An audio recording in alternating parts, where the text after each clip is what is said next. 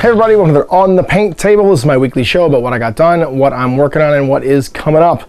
So this week I finished some more stuff for my Starks for A Song of Ice and Fire, and a couple more Caledonians to wrap up my 300 points for our Infinity ITS League that we're doing locally, as well as assembling and weathering some more terrain from Black Site Studio. I also have some new stuff in the works, another army for A Song of Ice and Fire that I'll be working on after the Starks, which is the Night's Watch. I got them just based, primed, and cleaned up, as well as a warband for Kings of War Vanguard, which I'm pretty excited about, which is a skirmish system from the Kings of War universe. I've got the Northern Alliance to paint up for my barbarian stuff, and then Owen's going to paint up some Night Stalkers. Then I've also got some new warbands, or sorry, I guess crews, gangs, warbands, groups, whatever I call them, for various games. These are from Wild in the Streets. There's the Derby Girls and the Black Metal Gang. The Black Metal Gang actually is just going into production right now. Chris is doing some crowdfunding to get some casts spun up so people can get them. So if you're looking for them, I'll link down below so you can check them out.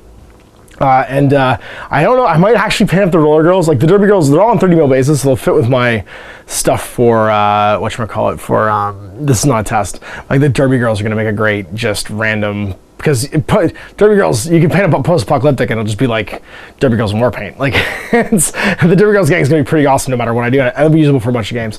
So anyway, we'll take a look at what I got finished and what is coming up. So here's everything I got finished this week. I painted up, first of all, for A Song of Ice and Fire, 2 new box sets. So I did the Stark Heroes 1 box and the Tully Sworn Shields. So over here, Stark Heroes 1, we got Brandon Hodor with Summer.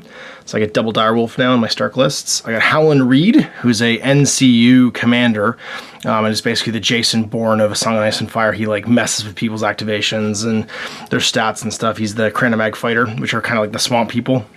I've got Roderick Cassell, who's another NCU dude who can be your commander as well. I've got the man, the legend, Ned Stark, who dies very early in the War of the Five Kings, but not right after the death of Robert Baratheon. Like he becomes the regent for like 2 days, and then gets accused of treachery and beheaded. Painted him up. And then I've got Uncle Brendan Tully, who's the Blackfish, who is the Tully commander, the knight that can either command your army, or he can also just join a unit and be very fighty, be very, very hard to make run away. And the Tully Sworn Shields, they block D3 automatic hits, which is amazing. And then also have 3+ armor. They're like the heavy infantry the Starks have access to. And I painted these guys up with the new color shift paints from Green Stuff World. It was my first time trying them out, and you can see on the shields, they have this wonderful shimmer where they transition sort of gray to green. And what you do is you use a gloss primer underneath the paint. So there's actually like a gloss airbrush primer, and you can basically afterwards put over one of these colors. Now this is actually the color that's on there. It's crazy because it's hard actually to tell when you look at them without looking at the names. I'm keeping all of these I'm keeping all of these boxes so I can tell what color's what, but this is one of the box sets. This was Storm Surge Green, which is this one right here, which I use for them. It's kind of a fishy color, which I thought was good. There's a gold, like a tropical color, some red goblin, which is like a red gold, Emerald Gateway, and Martian Green too. They all transition between different colors, and I'll try them out in various things. I'm thinking some of the monster models I'm doing in the future, as well as potentially some vehicles, even Space Marines would look really good with these colors. I have the second pack too to try it, which is more like purples and blues and reds. This one's kind of the green, like green to yellow scale, and then this one over here is the blue to purple scale. And I'm pretty stoked. I'm really happy with the result. It was super easy, just applied my airbrush, and I just painted the details afterwards, and I think they turned out great. I really like these models. I did the other sort of like complementary metallics just by hand, and then just gave them some washes and some details, and they're ready to rock and roll. And I used them in a game this week, 2 games actually, with my buddy Spencer, and yeah, they were pretty great. They're slow, but they give something the Starks kind of lack, which is some staying power. And for certain units or certain commanders, that can be really awesome. And then I finished off my last 2 Caledonians, which is McMurrow and War Driver, for my 300 points of Caledonians. I'm pretty stoked to have it done.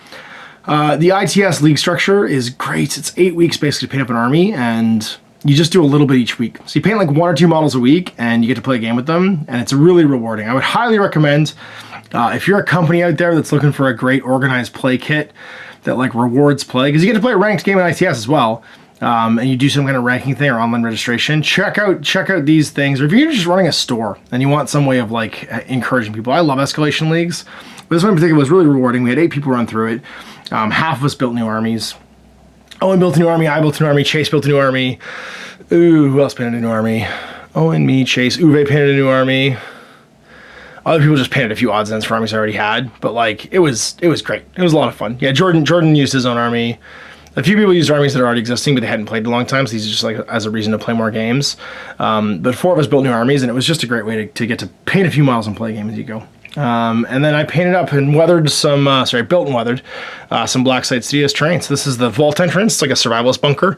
Not quite like a huge like vault tech entrance, but it's perfectly placed just to be like a survivalist enclave or a bunker door or whatever. I used it in a mission for the last of the narrative missions from the Wasteland Warfare box. And I'm through all the narrative missions in the book. So not the narrative ones, the tutorial missions in the book. Some concrete walls, and then this awesome warehouse. And these were used for the last couple missions, so a little more stuff put together and painted. It's looking great. You'll probably see another widget one feature on them when I've got some more stuff done, because there's a few other odds and ends I want to build before I show it all off. And there it is. That's what got done this week. 20 models and 6 pieces of terrain. And here's some stuff coming up. We've got, first of all, this Vanguard stuff, the Northern Alliance, the Warband sets. So there's a Warband box for each of these. There's a hardcover rulebook. You get your sort of cards, your stack cards, and all your dudes. And here's 15 models. Something can be built 2 ways, so alternate ways. Like the Troll can build 2 dudes. The Huntress is twice. You can do the Fighter with 2 different blades. The Barbarian 2 different ways. You get 5 Dwarves and 2 Naiads. So it's 7, and then 6 is 13. It's 15 though. So I think you get 2 at least. I think you get 1 Troll. I think it's 1 Troll. It's 15 miniatures, that's right. So it should be 1 Troll and then 2 everything else. So you can make these 2 poses for everybody else, which is pretty rad. And then I got the expansion for it too, which is 3 models. You get the Monster Rider, the super sort of like hero there, the Thane, and then the Ice Queen, who's like a sorceress, which are really nice models too. I'm just stoked to paint these because they're just cool, they're just cool fantasy miniatures in general. And the baddies, the Night Stalkers they're launching, are just awesome. They've got like a weird Cthulhu creep show like thing going, and they're just super unique. Again, they can all be built different ways. So like there's like a spook guy, it's this like howling mouth, the weird farmer, the clawmans, and then like different alternate assemblies for everything as well. Weird dogs, weird like ogre sized thing. They're just awesome, like weird void monsters. And then we have the expansion set for it too. Owen's excited about this one, so he's gonna paint these guys. And this one literally looks like the fungus monsters from the moon from Call of Cthulhu, with like its like face opens up to bite you. There's a floating brain monster, some kind of crawling horror. Like they're all cosmic horrors. That's what I like about the Night Stalkers.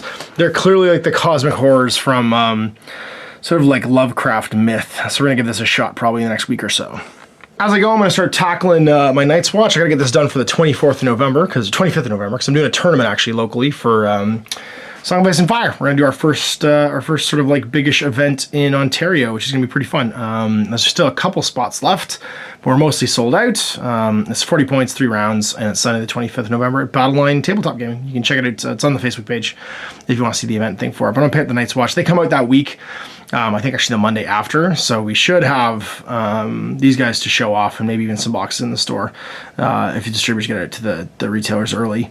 If not, it'll be available the week after and people can see it getting played with. And then of course we got Jon Snow and Ghost, Maester Aemon, we've got Jorah Mormont, and then the Master of the Builders there, the Captain of the Builders, can't remember his name right now, which we're gonna get done. As I'm probably gonna paint one at a time, and in between each one I'll paint a unit. So I'll paint like Jon and Ghost probably first, and then I'll paint a unit of Sworn Brothers, and then another character, and I'll kind of reward myself with a character in between each unit. Finally, some more Wild in the Streets. First, there's the Derby Girls, and these are it's funny because if you haven't seen Wild in the Streets miniatures before, Chris is basically all the people he knows.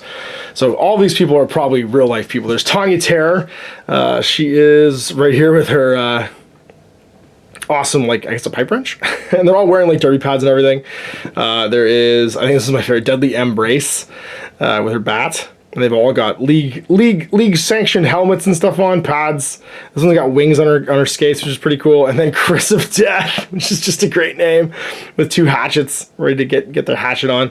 And then of course some Derby Girls and Derby Girl veterans. I think the veterans are the ones with the knives and stuff, and then the Derby Girls, the ones that are not armed.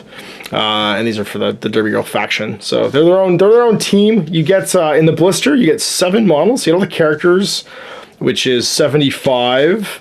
and then another 150 points for the dudes here. So it's like it's well into being a warband for Wild in the Streets. There's a whole bunch of options here if you want to play them out. And then the Black Metal folk are up for I guess pre-order right now, and you get dude literally an axe. Like they're all in like van braces. It's so awesome. This guy's the best. He's wearing like armor. They're so cool, and they're all from the Black Metal gang. This guy's got like a Morning Star, I guess, and they're literally all wearing spiked van braces. And this guy kind of looks like Techno Viking, although I don't think it's supposed to be. Just he needs the shorts, and it kind of be Techno Viking. So you got another week, another on the paint table done and on the books. 20 models painted, and some more stuff for my post-apocalyptic collection of terrain done from Black Site Studios. Lots of cool new stuff coming up. You'll get some more surprises next week, of course, when you see what I got painted 7 days from now. So anyway, tune in next Saturday for more on the paint table. Thanks, I'm Ash. Happy gaming. I hope you enjoyed that video. If you want to support the channel, of course, like and subscribe and hit the little bell below to get notifications when I post future content. I do post stuff 7 days a week. If you want to support the channel further, you can, of course, buy a t-shirt through Spreadshirts, buy a measuring gauge or objective markers from Death Ray Designs, or, of course, most importantly, there is Patreon. Patreon is what makes all this possible, keeps the lights on, pays for the studio costs, pays for the equipment, model costs, and everything else, and most importantly, puts food in my kids' bellies and a roof over their heads. Big thanks to everyone, past, future, who supported me. I do this stuff because of you guys, and of course, I will continue doing it as long as I can.